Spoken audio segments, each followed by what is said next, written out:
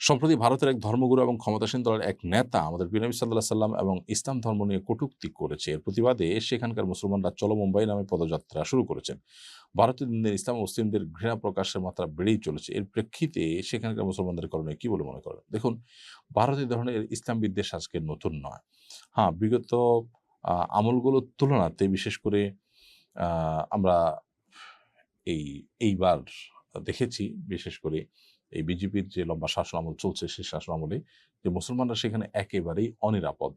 ভারতের তথাকথিত যে ধর্মনিরপেক্ষতার কথা বলা হয়ে থাকে, এই ঘটনা তার স্বরূপকে উন্মোচন করেছে। যে ধর্মনিরপেক্ষতার নাম দিয়ে সেখানকার সংখ্যালঘু মুসলমানদের উপরে যেভাবে নির্যাতন চালা হচ্ছে, মানসিকভাবে নির্যাতন চালানো হচ্ছে, এই যে তথাকথিত পুরোহিত, তিনি প্রিয় নবী সাল্লাল্লাহু আলাইহি ওয়াসাল্লাম সম্পর্কে আপত্তিকর যে সমস্ত মন্তব্য করেছে, সেগুলো ভারতের তথাকথিত ধর্মনিরপেক্ষতাবাদের যে আসল রূপ সেটাকে ফুটিয়ে তোলে। এজন্য আসলে আ আমরা যদি ভালো মুসলমান হই তাহলে জগৎটা যেরকম পরিবর্তিত হয়ে যাবে, ঠিক একইভাবে প্রত্যেক দেশের নাগরিকরা নিজেরা ভালো না হলে তাদের আসলে সংবিধানে কি আছে না আছে সেটা দিয়ে আসলে তাদেরকে সভ্য অসভ্য ভালো-মন্দ নিরূপণ করা যায় না।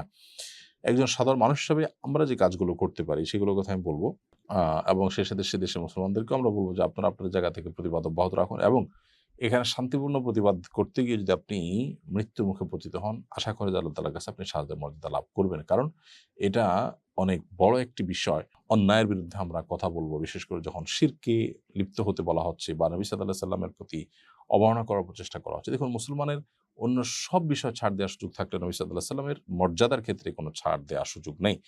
এইজন্য এই বিষয়টাকে সর্বোচ্চ গুরুত্ব দিয়ে আমাদেরকে দেখতে হবে এবং প্রতিবাদ অব্যাহত রাখতে হবে। আমরা যারা দেশে আছি তারা এর প্রতিবাদ স্বরূপ সে দেশের সমস্ত পণ্যগুলো বয়কট জোরদারভাবে আমরা করতে পারি। মাজারে হামলার প্রতিবাদে ফকিরি গানের আয়োজন করেছে মাজারপন্থীরা। কিন্তু স্টেজে এরকম কিছু লোকও ছিল যারা শরীয়ত স্বীকার করে না, নামাজ রোজা দরকার মনে করে না। এমনকি নামাজের সময় তারা খাবার গ্রহণ করেছে, নামাজ পড়তে যাননি, এমন জাতীয় দৈনিকে নিউজ পর্যন্ত হয়েছে। এ ধরনের সুফিবাদ যারা লালন করে তাদের উপর শরীয়তের বিধান কি? দেখুন, আল্লাহ সুবহানাহু ওয়া তাআলা বলেছেন লিকুল্লি মিনহুম শারআতুন ওয়া মিনহাজা।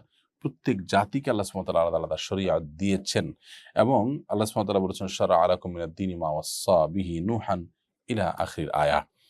অর্থাৎ আল্লাহ সুবহানাহু ওয়া তাআলা আ তিনি শরিয়ত প্রণয়ন করেছেন, শরিয়ত আমাদেরকে দান করেছেন, আমাদের কল্যাণার্থে দিয়েছেন।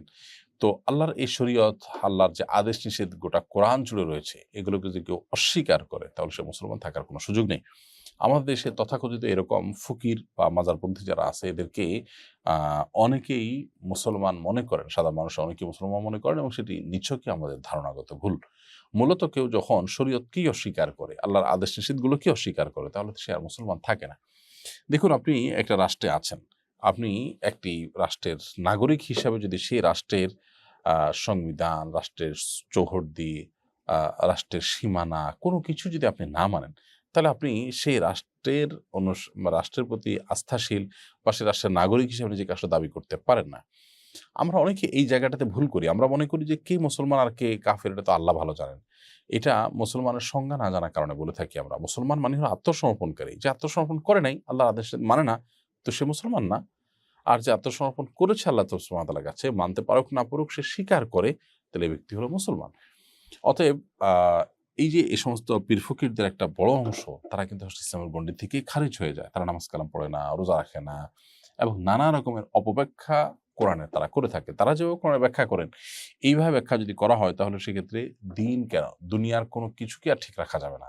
একেকটার একেকটা মনগড়া ব্যাখ্যা হাজির করা যাবে। বিধায় এই মানুষগুলোকে আমরা হেদায়েতের পথে আসার জন্য আহ্বান করব।